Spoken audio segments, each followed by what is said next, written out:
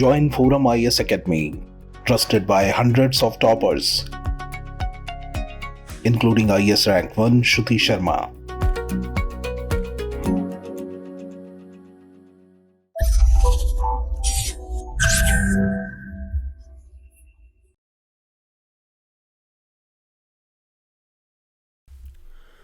Hello friends, this is Gautam Pandey coming up with the next round of News Simplified. In this video, we will discuss about ending malaria और साथ ही साथ ये भी समझेंगे why is it difficult to root out malaria. So first of all, let's see why is it in news.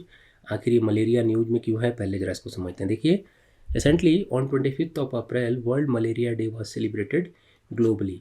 Actually 25 of April को world wide malaria से related awareness को spread करने के लिए वर्ल्ड मलेरिया डे सेलिब्रेट किया जाता है. And first time world malaria day को सेलिब्रेट किया गया था ईयर 2008 में. ये पॉइंट याद रखिएगा, ईयर 2008 में फर्स्ट टाइम सेलिब्रेट किया गया था. After that every year 25 of April को वर्ल्ड मलेरिया डे सेलिब्रेट किया जाता है. अगर हम ईयर 2023 की थीम की बात करते हैं तो वर्ल्ड मलेरिया डे 2023 का थीम है time to deliver zero malaria, invest, innovate and implement. तो ये पॉइंट ध्यान के रखेंगे, time to deliver zero malaria, invest, innovate and implement, ये 2023 का थीम है. तो कभी कभी इस तरह के MCQ बनते हैं तो हम आंसर करने की कंडीशन में होंगे. सो इस वीडियो में हम मलेरिया से रिलेटेड उन सारे इंपॉर्टेंट पॉइंट को डिस्कस करेंगे जो हमारे एग्जामिनेशन पॉइंट ऑफ व्यू से इंपॉर्टेंट हो जाते हैं. एंड साथ ही साथ ये भी डिस्कस करेंगे why is it difficult to root out of malaria. Malaria के लिए इतने ज़्यादा ग्लोबल एफर्ट होने के बावजूद भी मलेरिया को जड़ से ख़त्म कर पाना क्यों मुश्किल है, इन सारी बातों को समझेंगे. तो चलिए शुरू करते हैं. फर्स्ट ऑफ ऑल मलेरिया से रिलेटेड इंपॉर्टेंट पॉइंट को डिस्कस करते हैं कि आखिर ये मलेरिया क्या है. देखिए, तो according to WHO, malaria is a life threatening disease spread to human by some type of mosquito. ये पॉइंट क्या रखेंगे, ये एक लाइफ थ्रेटनिंग डिजीज है अकॉर्डिंग टू WHO, जो ह्यूमन्स में जो मॉस्क्यूटोज होते हैं उनके थ्रू स्प्रेड होते हैं. And it is mainly found in tropical countries, mean जो ट्रॉपिकल नेशन है उसमें मेनली ये फाउंड होता है. ये पॉइंट हम ध्यान रखेंगे. बट ऐसा नहीं है कि इंडियन कॉन्टेक्स्ट में नहीं होता है, ट्रॉपिकल रीजन में सबसे ज़्यादा होता है. बट अदर नेशन में भी, अगर इंडियन कंटेक्स्ट में ही हम बात करते हैं तो इंडिया में भी मलेरिया के केसेस बहुत ही कॉमन है, बहुत ज़्यादा केसेस यहाँ पर भी फाउंड होते हैं.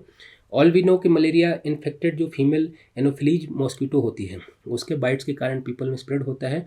एंड ये कभी कभी क्या ध्यान रखना है कि ब्लड ट्रांसमिशन के कारण भी, या फिर जो कॉन्टामिनेटेड नीडल वगैरह होते हैं उनके थ्रू भी ट्रांसमिशन होता है. मीन्स ऐसा नहीं है कि सिर्फ और सिर्फ मच्छर के काटने से ही आपको मलेरिया हो सकता है.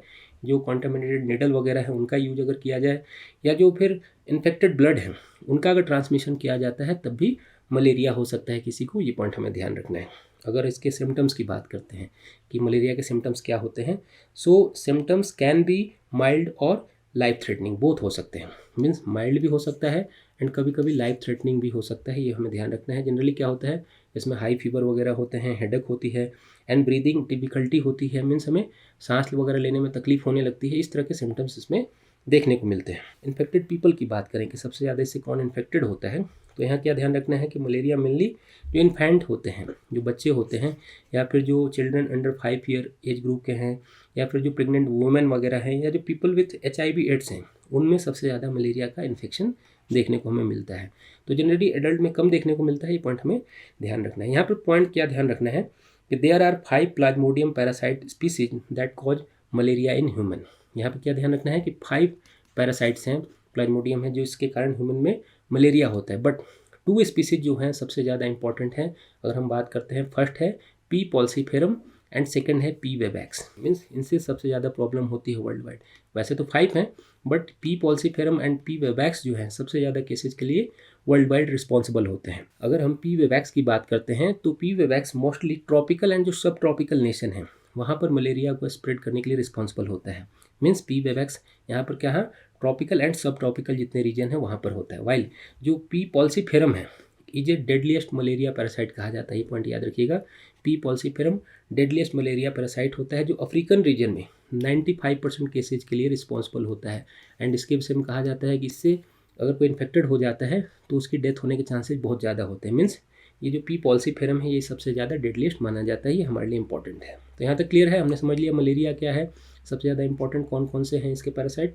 तो अब हम जरा समझते हैं कि ग्लोबली जो डिजीज बर्डन है वो क्या है, उसको जरा हम समझते हैं. देखिए, अकॉर्डिंग टू अगर हम वर्ल्ड मलेरिया रिपोर्ट 2022 की बात करते हैं, जिसे 8 दिसंबर को 2022 को, यह पॉइंट ध्यान रखिएगा, वो रिलीज़ किया गया था, पब्लिश किया गया था.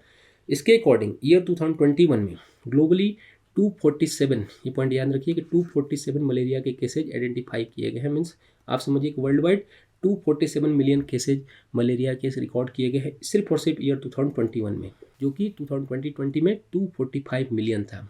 मीन्स ऐसा नहीं केसेस कम हुए हैं। अगर हम estimated number of malaria death की बात करते हैं तो ईयर 2021 में अप्रॉक्स 6,20,000 लोगों की डेथ हुई थी।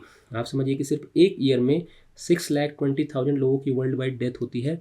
ऐसे तो हम कहते हैं कि कोविड के कारण सबसे ज़्यादा डेथ हो रही है, बट मलेरिया के कारण अगर आप देख रहे हैं तो मलेरिया के कारण यहाँ पर अच्छी खासी डेथ देखने को मिल रही है सिर्फ और सिर्फ 1 ईयर में 6,20,000। ये एक बड़ी बात है। उससे पहले ईयर 2020 में भी ऐसा नहीं था कि केसेस कम थे, 6,25,000 लोगों की डेथ हुई थी ईयर 2020 में। मीन्स केसेज में बहुत ज़्यादा डिफरेंसेज नहीं हुए हैं, बहुत सारे एफर्ट किए जा रहे हैं, बट बहुत ज़्यादा केसेज में अंतर नहीं हुआ। मीन्स ओनली 5,000 कोई बहुत बड़ा डेटा नहीं होता है वर्ल्ड वाइड।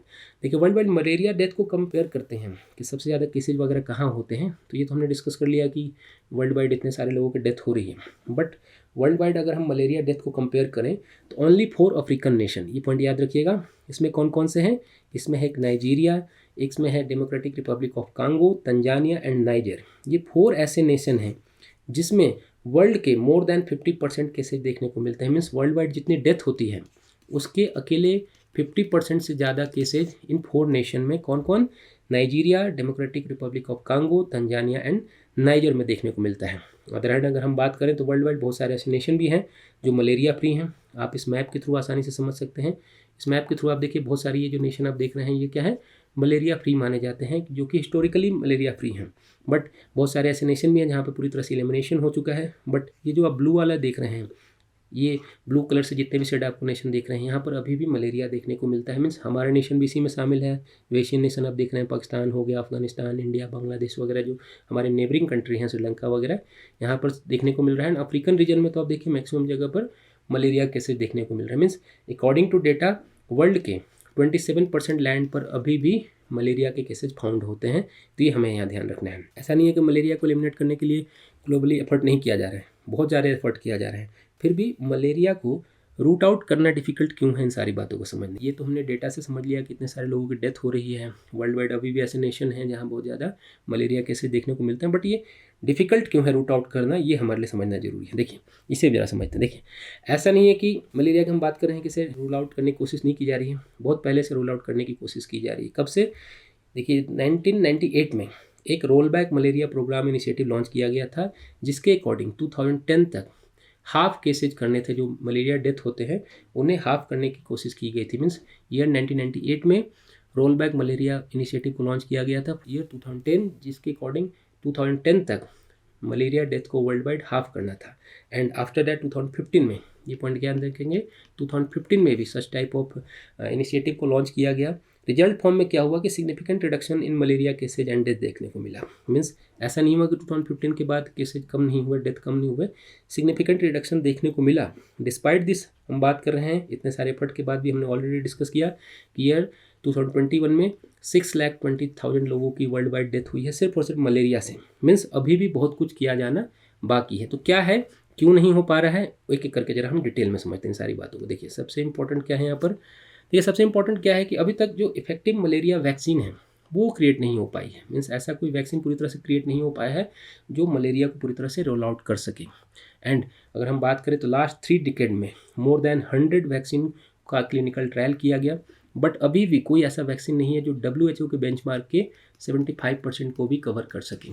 मीन्स WHO ने अपना जो बेंचमार्क बना रखा है मलेरिया वैक्सीन के लिए, उसके 75% को भी कोई पार नहीं कर पा रहा है। मीन्स कोशिश तो की जा रही है, but urgency of malaria control को देखते हुए WHO ने last year RTS named first malaria vaccine को अफ्रीकन कंट्रीज में गो अहेड दे दिया था। ये पॉइंट ध्यान रखिएगा। मीन्स RTS वर्ल्ड वाइड पहला मलेरिया वैक्सीन है जिसे गो अहेड दे दिया गया है WHO की तरफ से।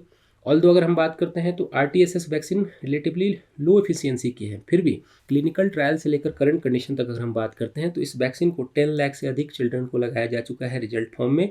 घाना, केनिया, जो मलावी नेशन है, वहाँ पर significant reduction of malaria cases देखने को मिले हैं। मीन्स RTS को लॉन्च किया जा चुका है, बहुत ज़्यादा इफेक्टिव नहीं है, फिर भी क्या है कि केसेज में कमी देखने को मिली है, खास करके घाना वगैरह में, केनिया वगैरह में इसके कारण केसेज में कमी आई है। अगर हम इंडियन कॉन्टेक्स्ट में बात करते हैं कि इंडिया क्या कर रहा है, तो देखिए इंडियन कॉन्टेक्स्ट में क्या है कि मलेरिया वैक्सीन से रिलेटेड रिसर्च किए जा रहे हैं। ऐसा नहीं है कि इंडिया में रिसर्च नहीं किए जा रहे हैं, इंडिया में भी रिसर्च किए जा रहे हैं। एंड इंसिडेंटली अगर हम बात करें तो इंडियन कंपनी भारत बायोटेक को RTS जिसकी हम बात कर रहे थे, RTS को मैन्युफैक्चर करने का लाइसेंस भारत बायोटेक को मिला है। मीन्स भारत बायोटेक ही जो वर्ल्ड की पहली मलेरिया वैक्सीन है उसका मैन्युफैक्चर करने वाली है। यहाँ तक क्लियर है। देखिए एक अदर वैक्सीन जिसकी हम बात करें तो उसका नाम है R21, जिसे ऑक्सफोर्ड यूनिवर्सिटी के साइंटिस्ट ने डेवलप किया है। एंड इंटरेस्टिंगली अगर हम बात करें तो इसे भी डेवलप करने का जो लाइसेंस है वो Indian company serum institute of India को मिल गया है। मीन्स R21 को serum institute of India develop करने वाली है एंड RTS को भारत बायोटेक डेवलप कर रही है। ओवरऑल अगर हम बात करते हैं तो इस तरह की जो global effort to eliminate malaria है अभी भी ट्रायल कंडीशन में है। मीन्स अभी भी क्या है, RTS की जिसकी हम बात कर रहे हैं इफेक्टिव वैक्सीन नहीं माना गया है। एंड R21 को अभी भी बहुत सारे फेजेस को क्रॉस करने हैं। ऐसे में development of such vaccine essentially जो collaboration of multiple stakeholder हैं, जैसे हाई क्वालिटी इंफ्रास्ट्रक्चर हो गया, long term financial support from government या अदर एजेंसी वगैरह हो गए, इन सब पर डिपेंड करता है। कंडीशन के अकॉर्डिंग कहा जा सकता है कि अभी भी मलेरिया को पूरी तरह से रूल आउट करना काफ़ी डिफिकल्ट है। तो होप आपको ये सारी बातें समझ में आई होंगी। Thanks for watching.